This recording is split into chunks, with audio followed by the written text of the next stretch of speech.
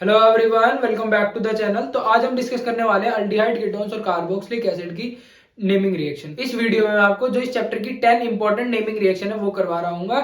जो भी इसके बीच में ट्रिक होगी वो भी मैं आपको बताऊंगा और उनके पीडीएफ कलरफुल नोट्स भी आपको डिस्क्रिप्शन में मिल जाएंगे। और अगर आप हमारे चैनल पर नए हैं तो चैनल को जरूर सब्सक्राइब कर लेना, क्योंकि इस चैप्टर के हम कन्वर्जेंस ऑलरेडी डाल चुके हैं और टॉलेंस रिएजेंट और फेलेंस रिएजेंट पे भी हम वीडियो ऑलरेडी डाल चुके हैं। अमीन्स चैप्टर के कन्वर्जेंस पे ऑलरेडी वीडियो आ चुकी है, chart complete chart, chemical reaction के इंपॉर्टेंट नोट डाल चुका हूँ, इलेक्ट्रोकेमिस्ट्री के नोट्स डाल चुका हूँ, तो आप उन सब वीडियोस को भी चेक कर सकते हो। सो बढ़ते हैं अपनी फर्स्ट रिएक्शन की तरफ, रोज़ेनमुंड रिएक्शन। ये काफी ज्यादा इंपॉर्टेंट नेमिंग रिएक्शन है, 2007, 2010, 2019, 2018 कंपार्टमेंट में आई हुई है। यूज क्या है इस रिएक्शन का? This reaction is use to convert acyl chloride to aldehyde.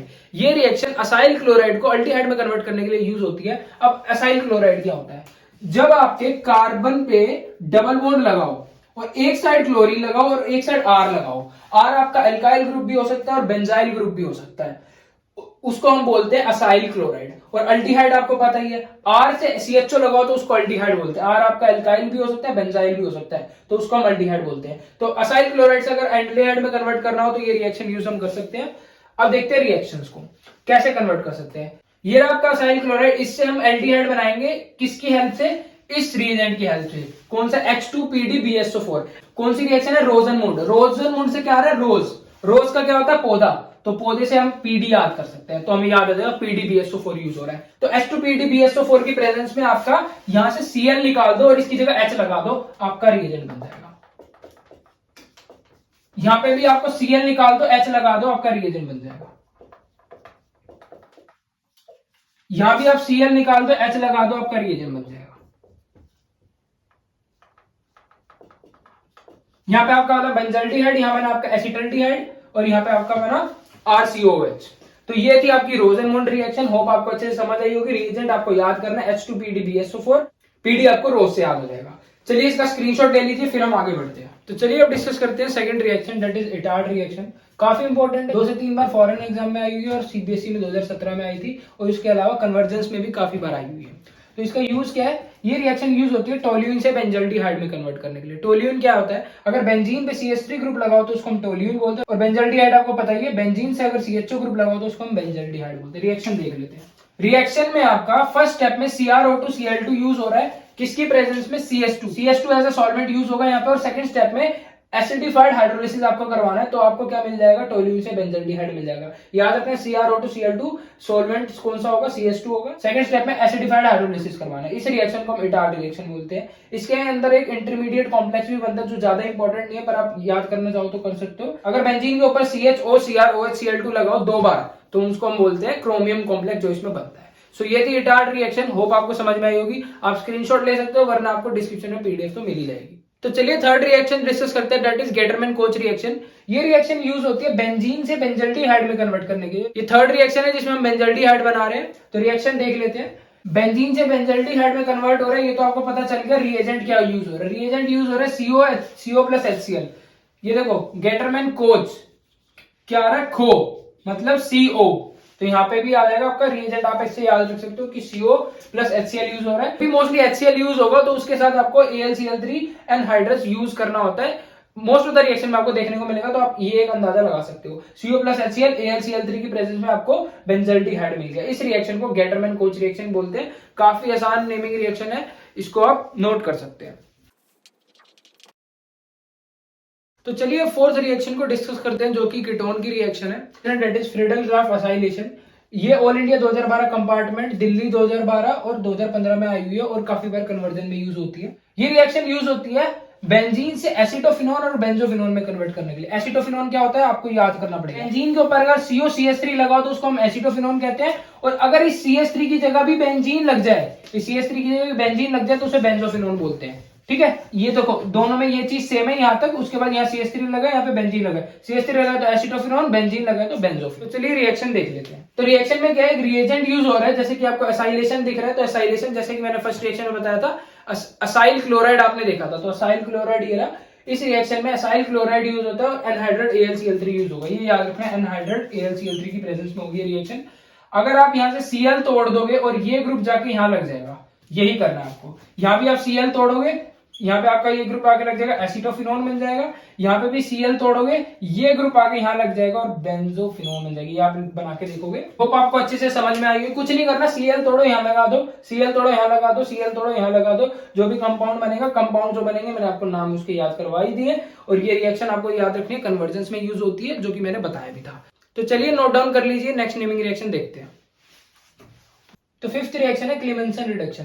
क्लीमेंसन reduction और एक और reaction that is wolf-Kishner reduction, ये दोनों बिल्कुल सेम रिएक्शन है, बस दोनों में रिएजेंट अलग अलग यूज होते हैं। रिएक्टेंट और प्रोडक्ट दोनों सेम होंगे।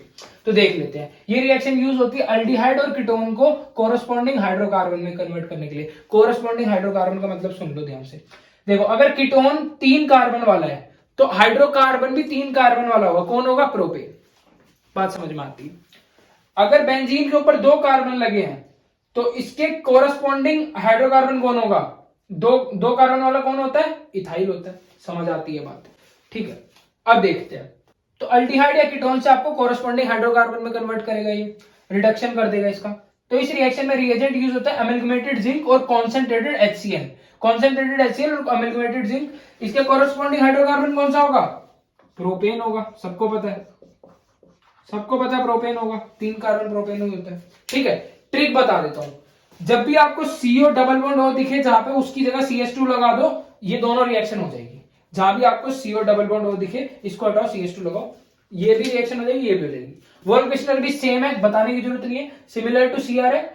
बस रिएजेंट इसमें आपको याद रखना पड़ेगा। वॉल्फ-किश्नर में जो रिएजेंट होता है NH2NH2 और सेकंड आपका एल्कलाइन मीडियम में इथाइलिन ग्लाइकोल। इथाइलिन ग्लाइकोल का फॉर्मूला क्या होता है? CH2OH और यहीं से ही CH2OH। ठीक है, ये आपका इथाइलिन ग्लाइकोल होता है। अब जैसे ये वाला एग्जांपल देख लो, इस रिएजेंट से भी आप ये बना सकते हो और इस रिएजेंट से भी आप ये वाली रिएक्शन कर सकते हो। बस रिएजेंट का चेंज है आपका इन दोनों रिएक्शंस में। तो एसिडोफिनोन है, 2 कार्बन है, 2 कार्बन की जगह क्या लग जाएगा आपका? 2 कार्बन वाला कौन होता है आपका? हाइड्रोकार्बन कौन होता है? इथाइल होता है, लग जाएगा वो। या फिर इसकी जगह आप क्या लगा दो? CH2, इसकी जगह CH2 लग गया, सेम है। ठीक है, तो आप इस ट्रिक से भी इन दोनों रिएक्शंस को कर सकते हो। तो ये थी वॉल्फ-किश्नर रिडक्शन और क्लीमेंसन रिडक्शन। होप आपको समझ में आई होगी। तो चलिए 7th रिएक्शन डिस्कस करते हैं, that is aldol condensation reaction. ये काफी ज्यादा इंपॉर्टेंट नेमिंग रिएक्शन है और किताबों में बहुत ज्यादा कॉम्प्लिकेटेड दिखाई जाती है। तो मैं आपको बहुत आसानी से समझाने की कोशिश करूंगा, तो ध्यान से समझना है आपको एक एक चीज। देखो, सबसे पहले इस रिएक्शन को समझने के लिए आपको अल्फा कार्बन और अल्फा हाइड्रोजन से फैमिलियर होना पड़ेगा। ध्यान से सुनना। फंक्शनल ग्रुप से, ये आपका फंक्शनल ग्रुप है, फंक्शनल ग्रुप से डायरेक्ट जो कार्बन जुड़ा है उसको बोलते हैं हम अल्फा कार्बन। फंक्शनल ग्रुप से डायरेक्ट जो कार्बन जुड़ा है उसको हम बोलते हैं अल्फा कार्बन। और इस कार्बन से, इस अल्फा कार्बन से जो हाइड्रोजन जुड़े होते हैं उसको बोलते हैं हम अल्फा हाइड्रोजन। होप आपको समझ में आया होगा। अगर इसके यहां पे भी कार्बन होता तो ये भी अल्फा कार्बन हो जाता, और अगर इससे हाइड्रोजन जुड़े होते तो ये अल्फा हाइड्रोजन हो जाते। मतलब अगर दोनों साइड अगर एक एक कार्बन जुड़ा तो 2 अल्फा कार्बन हो गए, और एक साइड जुड़ा तो 1 अल्फा कार्बन हो गया। होप आपको अल्फा कार्बन और अल्फा हाइड्रोजन समझ आया होगा। अब इस रिएक्शन में जो रिएजेंट यूज होता है डाइल्यूट एल्कली। एल्कली आपका NaOH हो सकता है, KOH हो सकता है, BaOH ट्वाइस हो सकता है। अब ये रिएक्शन क्या बोलती है, ध्यान से सुनना। बोल रहा है कि 2 अल्डिहाइड या 2 कीटोन, 2 अल्डिहाइड या 2 कीटोन जिनके पास अल्फा हाइड्रोजन हो। अल्फा हाइड्रोजन मतलब इस ग्रुप से डायरेक्ट कार्बन पे हाइड्रोजन होना चाहिए। इस ग्रुप से जो डायरेक्ट कार्बन जुड़ा उस पर हाइड्रोजन होना चाहिए, हाइड्रोजन है। इस ग्रुप से जो डायरेक्ट कार्बन जुड़ा उस पर हाइड्रोजन होना चाहिए, हाइड्रोजन है। बोल रहा है कि 2 अल्डिहाइड या 2 कीटोन जिनके पास अल्फा हाइड्रोजन है, they go under condensation and form aldol. अब ना ये दोनों रिएक्शन तो समझ गए कि भैया अल्डिहाइड, अगर किसी 2 अल्डिहाइड के पास अल्फा हाइड्रोजन है तो कंडेंसेशन, एल्डोल कंडेंसेशन होगा। किसी 2 कीटोन के पास अल्फा हाइड्रोजन है तो उनमें कंडेंसेशन होगा। लेकिन प्रोडक्ट कैसे पता चलेगा? प्रोडक्ट को हम बोलते हैं एल्डोल। ठीक है, मेरे को लगता है आपको कंडीशन पता चल गई होगी कि अगर एल्डिहाइड के पास अल्फा हाइड्रोजन होगा, 2 होने चाहिए, 2 एल्डिहाइड के पास अल्फा हाइड्रोजन होगा तो एल्डोल कंडेंसेशन होगी। 2 कीटोन के पास अल्फा हाइड्रोजन होगा तो कंडेंसेशन होगी। किसकी प्रेजेंस में? डाइल्यूट एल्कली की प्रेजेंस में। अब देखो रिएक्शन, देखो इसमें बहुत कॉम्प्लिकेशन है बुक्स के अंदर, तो मैं आपको ट्रिक से बताऊं कैसे आप डायरेक्ट प्रोडक्ट बना सकते हो। देखो, यहां से आप ओ निकाल दो, आपको वाटर निकालना है, ट्रिक है ये। ठीक है, वाटर निकाल दिया आपने, यहां से O निकाल दो, यहां से 2H2 निकाल दो। क्या होगा? अब देखो यहां से 2 बॉन्ड टूटे, यहां से 2 बॉन्ड टूटे, तो 2 बॉन्ड टूटे तो 2 बॉन्ड रिकवर भी तो करने पड़ेंगे ना, तो डबल बॉन्ड से आप इन दोनों को जोड़ दो। देखो ध्यान से देखना, CH3 C H ऐसे का ऐसे, ठीक है, यहां पे भी C H ऐसे का ऐसे, CHO है यहाँ पे, CHO ऐसे का ऐसे, ये यहां से वाटर निकल गया तो -H2O, ठीक है। और यहां से आपका कार्बन कार्बन के बीच में डबल बॉन्ड, क्योंकि भाई 2 बॉन्ड तोड़े हैं मैंने, ऑक्सीजन के 2 बॉन्ड तोड़े और यहां से भी हाइड्रोजन के 2 बॉन्ड तोड़े हैं, तो 2 बॉन्ड तोड़े हैं तो 2 बॉन्ड रिकवर भी करने पड़ेंगे, ठीक है। Bond formation is equals to bond breakage, ये आपको पता होना चाहिए। तो अब इसको अब करके दिखाना है आपको, ये आपका होमवर्क है। देखो ये सेम रिएजेंट है, यहाँ पे भी देखो अल्फा हाइड्रोजन है, ये ग्रुप है, ग्रुप के साथ कार्बन जुड़ा हुआ है अल्फा कार्बन, और इसके बाद हाइड्रोजन है, तो मतलब कि एल्डोइल कंडेंसेशन के लिए फेवरेबल है। तो ये रहा आपका ऑक्सीजन, ये रहे 2 आपके हाइड्रोजन, इनको आप अब आपको जो प्रोडक्ट बनेगा वो लिखना है, और नोट्स के अंदर आपको इसका आंसर मिल जाएगा, तो आप वहां से क्रॉस चेक कर सकते हैं। ये आपकी एल्डोल कंडेंसेशन थी, होप आपको समझ में आई होगी। तो चलिए इसको नोट कर लीजिए। तो चलिए अब 8th रिएक्शन डिस्कस करते हैं, दैट इज कैनिजारो रिएक्शन। काफी ज्यादा इंपॉर्टेंट है, 2007, 2008, 2009, 2010, 2011, 2014, इसके बाद भी काफी बार आई हुई है, तो काफी इंपॉर्टेंट है। इस रिएक्शन में क्या होता है, अल्डिहाइड और कीटोन के पास अल्फा हाइड्रोजन नहीं होगा। एल्डोल कंडेंसेशन में क्या बोल रहा था कि जो एल्डिहाइड और कीटोन्स के पास अल्फा हाइड्रोजन होगा वही एल्डोल कंडेंसेशन दिखाएंगे, ये बोल रहा है। कैनिजारो वही दिखाएंगे जिनके पास अल्फा हाइड्रोजन नहीं होगा। अल्फा हाइड्रोजन समझ गए हो, फंक्शनल ग्रुप से साइड वाले कार्बन को अल्फा कार्बन बोलते हैं, और उससे जो हाइड्रोजन लगे वो अल्फा हाइड्रोजन, ठीक है। रिएजेंट कौन सा यूज होता है, उसमें डाइल्यूट NaOH यूज होता है, इसमें कॉन्सेंट्रेटेड, ध्यान रखना है, उसमें डाइल्यूट NaOH, इसमें कॉन्सेंट्रेटेड NaOH। बोल रहे हैं अगर अल्डिहाइड और कीटोन जिसका अल्फा हाइड्रोजन नहीं है वो सेल्फ ऑक्सीडेशन और सेल्फ रिडक्शन में जाएंगे, ठीक है, आसान बात है, ठीक है। तो अब ये बात होनी चाहिए कि सेल्फ ऑक्सीडेशन, देखो वैसे तो मैंने बताया हुआ था कन्वर्जन वीडियो के अंदर, अगर आपने वीडियो नहीं देखी है तो मैं आपको बता देता हूँ। जब आप एल्डिहाइड का रिडक्शन करते हो तो वो अल्कोहल में जाता है, एल्डिहाइड या कीटोन दोनों में से किसी का भी रिडक्शन करोगे अल्कोहल में जाएगा, और ऑक्सीडेशन करोगे तो एसिड में जाएगा। तो साफ बात इसने बोली है कि वो एल्डिहाइड और कीटोन जिनके पास अल्फा हाइड्रोजन नहीं होगा वो सेल्फ ऑक्सीडेशन और सेल्फ रिडक्शन में जाएंगे। तो इतनी बात क्लियर है कि जब हम कैनिजारो कराएंगे तो एक प्रोडक्ट आपको अल्कोहल मिलेगा और एक प्रोडक्ट आपको एसिड मिलेगा, क्योंकि वही रिएजेंट आपका ऑक्सीडेशन भी करेगा और वही रिएजेंट आपका रिडक्शन भी करेगा, ठीक है, इतनी बात समझ में आती है। तो अब मैंने देखा कि एक ये कंपाउंड है दैट इज फॉर्मल्डिहाइड, इसके बाद मैंने देखा कि जो ग्रुप है फंक्शनल ग्रुप उसके साथ कोई भी कार्बन नहीं है, कोई भी कार्बन नहीं है तो अल्फा कार्बन है ही नहीं, अल्फा कार्बन नहीं है तो अल्फा हाइड्रोजन भी नहीं होगा, ठीक है। अब देखो इसके ये कैनिजारो में जाएगा, ठीक है, लेकिन एल्डोल में नहीं जाएगा। तो इसको जब आप रिडक्शन कराओगे, अल्डिहाइड का रिडक्शन मतलब अल्कोहल में कन्वर्ट हो जाएगा, दैट इज एक कार्बन है तो एक ही कार्बन रहेगा CH2OH, ठीक है। अब देखो एक बार इसका ऑक्सीडेशन कराना मतलब ये एसिड में कन्वर्ट होगा, तो एसिड में कन्वर्ट होने का एक ध्यान रखना है कि सोडियम सॉल्ट ऑफ एसिड बनेगा, यहाँ पे सोडियम है ना, तो सोडियम सॉल्ट ऑफ एसिड बनेगा, दैट इज CHOONA, ये आपका सोडियम सॉल्ट ऑफ एसिड है। तो एक बार ऑक्सीडेशन हुआ, एक बार रिडक्शन हुआ। दूसरी देखो, अब इसको देखो, क्या इसके पास अल्फा हाइड्रोजन है, देखो इसका ये ग्रुप है और इसके साथ कोई भी कार्बन नहीं जुड़ा होगा, ये कार्बन इसके साथ कोई कार्बन नहीं जुड़ा होगा तो अल्फा हाइड्रोजन होगा ही नहीं, तो ये भी आपका कैनिजारो में जाएगा। तो क्या करना है कैनिजारो में, एक अब ना कई बच्चे यहां गड़बड़ करते हैं, इसको ना अल्कोहल में कन्वर्ट कर देंगे रिडक्शन में, जबकि ये नहीं देखा कि कार्बन की संख्या नहीं घटानी है हमें, यहाँ पे कार्बन है तो यहाँ पे कार्बन ही रहेगा, CH2OH आ जाएगा, इस ग्रुप की जगह आपका OH लगता है, ठीक है, और यहाँ पे आपका COONA आ जाएगा, ये आपका एसिड हो गया और ये आपका अल्कोहल। यहाँ पे फिनोल नहीं बना के आना है, ठीक है, क्योंकि यहाँ पे आपका कार्बन की संख्या कम हो जाएगी अगर आप फिनोल बनाओगे तो ये बनेगा आपका बेंजोइल अल्कोहल। होप आपको ये रिएक्शन समझ में आई होगी, आप नोट कर सकते हैं। तो चलिए अब डिस्कस करते हैं हेल्म-वोल्हार्ड रिएक्शन। देखो ये रिएक्शन काफी बार नेमिंग रिएक्शन में डायरेक्ट पूछी गई है और कंप्लीट द फॉलोइंग रिएक्शन में भी पूछी जाती है। इस रिएक्शन में देखो क्या कह रहा है कि कार्बोक्सिलिक एसिड पे, अभी तक हम अल्डिहाइड और कीटोन की बात कर रहे थे, हम एसिड की बात कर रहे हैं। कह रहा है किसी एसिड पे अगर अल्फा हाइड्रोजन है, किसी एसिड पे अल्फा हाइड्रोजन तो फैमिलियर होगे फंक्शनल ग्रुप के साइड वाला कार्बन पे अगर हाइड्रोजन है तो अल्फा हाइड्रोजन, ठीक है। कह रहा है किसी एसिड पे अगर अल्फा हाइड्रोजन है तो वो अल्फा हाइड्रोजन को हेलोजिनेट कर देंगे, कौन, क्लोरीन या ब्रोमीन। कह रहा है इसमें से एक हाइड्रोजन पे क्लोरीन या ब्रोमीन आके लग जाएगा, किसकी प्रेजेंस में, रेड फॉस्फोरस की प्रेजेंस में और वाटर की प्रेजेंस में।